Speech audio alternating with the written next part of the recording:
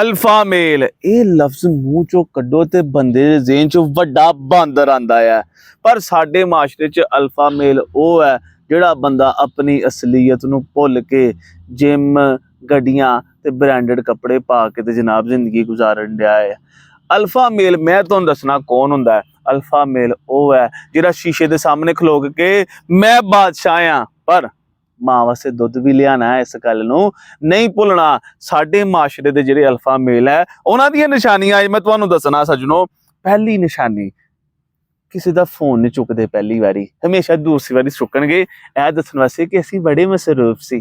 ਕੋਈ ਬੰਦਾ ਇਹ ਕਿਸੇ ਨੂੰ ਫੋਨ ਕਰ ਦੇਣ ਤੇ ਉਹ ਨਾ ਚੁੱਕੇ ਤੇ ਕਹਿਣਗੇ ਹਾਂ ਹਰੇ ਉਹ ਸਾਨੂੰ ਇੰਪ੍ਰੈਸ ਕਰਨ ਦੀ ਕੋਸ਼ਿਸ਼ ਕਰਨ ਜਿਹੜਾ ਸਾਡਾ ਫੋਨ ਨਹੀਂ ਸੁਣਨ ਡਿਆ, ਭਾਵੇਂ ਜਨਾਬ ਉਹਦੇ ਕੋਲੋਂ ਦਾਰ ਮੰਗ ਲੇ। ਤੀਜੀ ਜਨਾਬ ਅਲਫਾ ਮੇਲ ਦੀ ਨਿਸ਼ਾਨੀ ਸਾਡੇ ਮਾਸ਼ਰੇ ਦੀ, ਹਰ ਟਾਈਮ ਗੁੱਸੇ 'ਚ ਹੀ ਰਹਿੰਦੇ ਨੇ, ਗੱਲ ਕਿਸੇ ਦੀ ਹੋਣੀ ਆ ਆਪਣੇ ਤੇ ਲੈ ਜਾਣਗੇ। ਚੌਥੀ, ਯਾਰਾਂ ਨਾਲ ਜਨਾਬ ਹੋਟਲ ਤੇ ਰੋਟੀ ਖਾਣ ਜਾਣਗੇ, ਜਿਲੇ ਬਿੱਲ ਦੇਣ ਦਾ ਟਾਈਮ ਆਂਦਾ ਤੇ ਵਾਸ਼ਰੂਮ ਵੜ ਜਾਣਗੇ, ਵੱਡਾ ਮੋਟਰਸਾਈਕਲ ਚਲਾਣਗੇ, ਜੰਪ ਚਕਾਣਗੇ, ਲੱਕ ਛਲਾਣਗੇ ਤੇ ਘਰ ਵੜ ਜਾਣਗੇ। ਆਖਰੀ ਤੇ ਮਜ਼ੇਦਾਰ ਨਿਸ਼ਾਨੀ ਕਿ ਜਨਾਬ ਲੜਾਈ ਹੋ ਗਈ ਆ, ਹੁਣ ਮਾਮਲਾ ਠੰਡਾ ਹੋ ਗਿਆ, ਚਲੋ ਫਿਰ ਇਹਨਾਂ ਦਾ ਫੋਨ ਆਂਦਾ, अगर तुमने हमें याद किया होता तो बाखुदा कब्र का सीना चीर कर तुम्हारे सामने हाजिर हो जाते। और जा तेन अम्मी ने 50 रुपये दिते, जा थोड़ा प्याज लैके आ, एडे तू हाजिर हो जाते।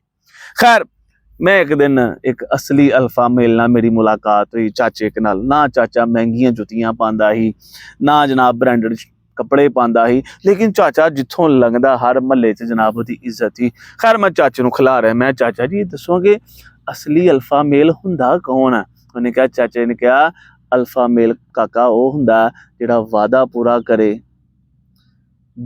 अपनी अख च हया रखे ते माँ प्यो की गल मन्ने। मैं लो सानू तो लगता ही कि जनाब अल्फा मेल वो हुंदा कि जनाब दिने भी जिन्हें गड्डी च काली ऐनक लाई हुंदी है। उन्हें कहा नहीं, अज दे दौर च जिहड़ा इज्जत कमा गया उही अल्फा मेल है। ते सज्जनों याद रखो, वादे पूरे करो, यारां दे नाल खलो जो, माँ प्यो दा एहतराम करो, वड्डियां दा एहतराम करो, छोटियां नाल प्यार करो, फिर ही असीं अच्छे प्यारे मजबूत और हकीकी मायने च अल्फा मेल बनांगे।